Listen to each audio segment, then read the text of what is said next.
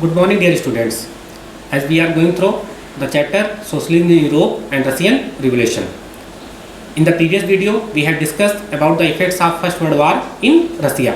Today, we will discuss about the February Revolution of 1917. So let's start. In the winter of 1917, conditions in capital Petrograd in Russia were very grim, very critical, because the cold winter seasons, hailstorms, and the heavy snow in the city. So in this situation, when the workers had to do the long working hours of 12 to 15 hours, then the workers were unsatisfied with the industrialist, with the owners. So the rumors of likelihood of serious public disturbances around from the beginning of 1917, means 1917 की starting से ही एक rumours फैलने लगा था public के बीच में, जो governments के अनसेटिस्फैक्शन को, गवर्नमेंट्स के रूल्स के अनसेटिस्फैक्शन से था.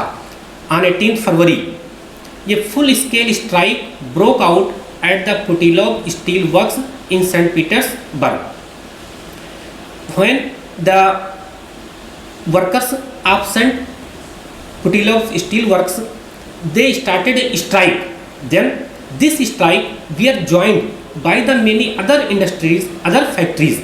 The workers of different industries and factories come together and join this strike,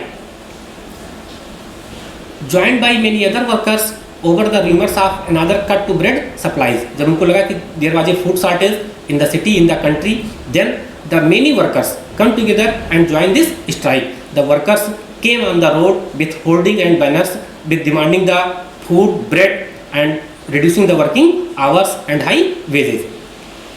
Finally, on 22 February, a lockout took place at the factory on the right bank, and the strike, the thousands of workers, they came to the Winter Palace, and finally, on 23 February, the thousands of women joined this protest demanding the food and into the war, and that is the reason the 23 February is celebrated as the International Women's Day in all over the world.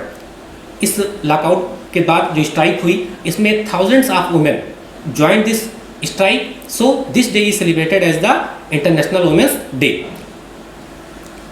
In this situation, when the strike was continue going on, growing sympathy amongst the police for demonstrators, जो demonstrators थे इनके लिए police के मन में भी थोड़ी sympathy I, because they way demanding the right thing, they way demanding the bread, they way demanding the employment, they way demanding the reducing the working hours. When the government, the emperor called the police to fire upon these demonstrators, the police refused to firing upon these common people. So the Tsar ordered for General Khabalov to restore the order. Khabalov said this could not be done without the martial law. Finally, the martial law were implemented in the city. Soldiers mutinied and ordinary life broke down. Martial law could not be enforced. Martial law लगने के बावजूद भी public को वहाँ से हटाया गया, लेकिन फिर दूसरे दिन पब्लिक आई और अधिक संख्या में आके इकट्ठा हुई. मीन्स मार्शल लॉ लगने के बावजूद भी रिवोल्ट को या लोगों के प्रोटेस्ट को दबाया नहीं जा सका. Finally the government had to accepted and this supporters or protesters, they found a Petrograd Soviet. Vast majority of 1,50,000 Petrograd garrison had deserted. On February 27, the Nicholas Tsar II dissolved the Duma again. 12 members known as the Provisional Committee defied the request. जो इनके supporters की committee थी, इसमें members ने मिल करके और एक जो है मीटिंग्स के बाद एक प्रोविजनल गवर्नमेंट को इस्टेब्लिश करने का प्लान बनाया गया. अब अगर हम बात करें कि फरवरी रिवॉल्यूशन का इफेक्ट क्या था रसिया में, first thing reason, the bankruptcy of the czarist regime, जो जार का रिजाइन था, एम्पायर था, उसके द्वारा जो रूल्स और रेगुलेशंस थे, people were unsatisfactory. Grave impact of 3 years of war, जो फर्स्ट वर्ल्ड वार हुआ उसकी वजह से भी लोगों के अंदर असंतोष था, गुस्सा था. Military defeat in world war first, जो डिफीट हुई सेना, इसकी वजह से भी लोगों के अंदर एग्रेशन था, गवर्नमेंट्स को लेकर के अनसेटिस्फैक्शन था. economic problem, rights and strikes by the workers and the common people, teachers, doctors, lawyers, everyone. So distrust in the pro-German faction in imperial court and war awareness. जो वार की वजह से जो इफेक्ट्स आया था, जो प्रॉब्लम्स आई थी, जिसकी वजह से लोगों को इस रिवोल्ट के लिए आगे आना पड़ा। अब इसका रिजल्ट क्या हुआ? Creation of the provisional executive committee of Petrograd Soviet of workers deputies. एक पेट्रोग्रेड सोवियत को क्रिएट किया गया जो एक तरह से प्रोविजनल एजुकेटिव कमेटी थी। Formation of the provisional कोalition government means जो अस्थायी सरकार जिसे आप कह सकते हैं प्रोविजनल कोalition गवर्नमेंट, जिसमें ड्यूमा के मेंबर और साथ साथ जो पेट्रोग्रेड सोवियट्स के मेंबर थे, जो इन प्रोटेस्टर्स के रिप्रेजेंटेटिव थे, उन लोगों ने मिल करके एक गवर्नमेंट बनाई गई और इसको लेड किया गया in starting the prince George Lvov के द्वारा एंड देन अलेक्जेंडर केरेंस्की जो इसके प्रोविजनल गवर्नमेंट के लीडर थे बाद में। जार निकोलस सेकंड जो एम्परर था फोर्स टू एब्डिकेट, उसको जो है अपनी पावर छोड़नी पड़ी और उसको एब्डिकेट होना पड़ा। Royal family shot dead, all the members of family one by one they were shot dead.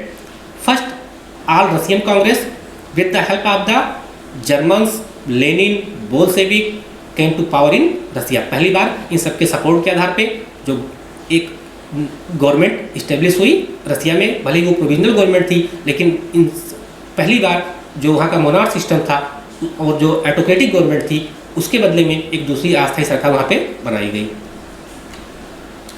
After the February the process for an elected government bear started. जो नई गवर्नमेंट प्रोविजनल गवर्नमेंट आई उसने जो है start किया। Restriction on public meetings and association lifted. इससे पहले जो restrictions लगे हुए थे, जो बाउंडेशन लगे हुए थे पब्लिक मीटिंग पे, ट्रेड यूनियंस पे, उसको हटा दिया गया। After that Lenin return from exile. Lenin जिसको एक्साइल कर दिया गया था देश से, he return in country. When the Lenin come he demanded the April thesis. Bolshevik party change their name and now new name communist party. Workers movement began and trade unions grew. जब उनको नई provisional government आई, जो बाउंडेशन थी, जो restrictions थे, उसको हटाया गया।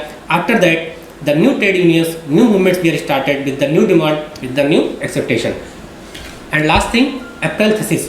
When the Lenin returned in Russia, he presented his demands and these demands is known as the April thesis. His main demands were the withdrawal of the World War First, war से जो है बंद किया जाए। Redistribution of land to all the peasants, जो lands nobles के under में है उसको रीडिस्ट्रीब्यूट किया जाए फार्मर्स को। Control of the factories by the workers committee. इससे पहले क्या सिस्टम था कि जो प्राइवेट प्रॉपर्टी थी इंडस्ट्रीज और फैक्ट्रीज, उसको क्या किया जाए, एक कम्युनिटी, एक कोऑपरेटिव बना के उसको जो है वर्कर्स के द्वारा कंट्रोल किया जाए। Autonomy for the different Russian nationalist and delivery of power to the Soviets and he also demanded for nationalisation of bank.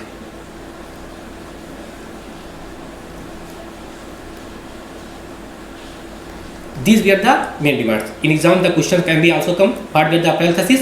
Main three demands: nationalization of banks, redistribution of land to the peasants and farmers, and third, stop the war. So this is the April thesis of Lenin. And this is the assignment based on today's video.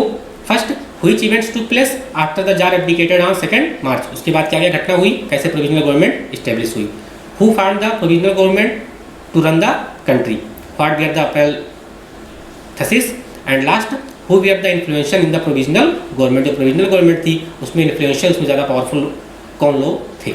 Okay, in the next video we will discuss about that what will happen after this revolt in Russia. तब तक के लिए thank you, have a nice day.